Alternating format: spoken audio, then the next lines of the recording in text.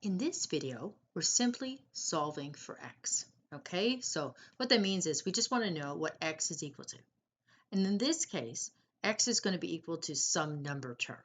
Okay, so what do we need to do? Well, we need to isolate the x on one side of the equal sign and whatever it's equal to on the other side, or in this case, on the right-hand side of the equal sign. Okay, so how do we do that? What are the steps we need to take? All right. Well, first we need to look at the term that we want to move or remove. In this case, we have this negative 14, okay, minus 14. So we want to perform the opposite operation, okay? We want to do the opposite thing to get rid of it.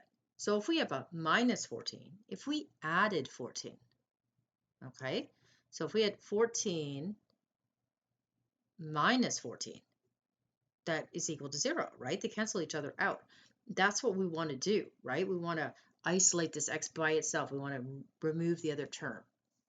Okay, so we can add 14, but we have to be careful, okay? We can't just add 14 to one side of an equation. If we do that, all of a sudden we've changed the equation, all right? We might get an answer, but we didn't solve the original equation, okay? So to eliminate that problem, what we need to do is whatever you do to one side of the equal sign, we have to do it to the other side too.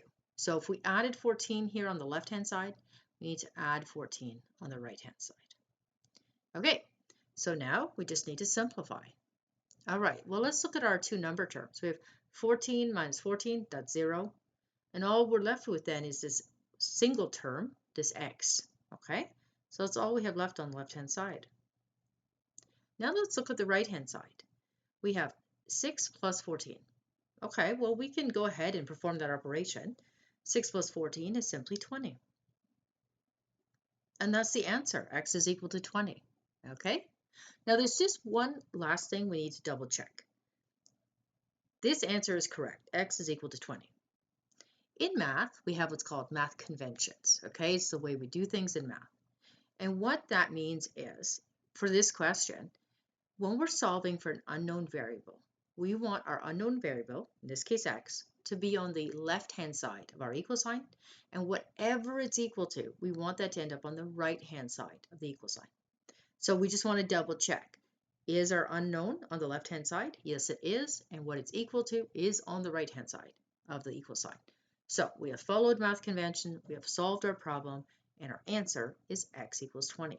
If you would like to learn how to quickly study for your GED exam online and get a new resume, then visit testprepskills.com.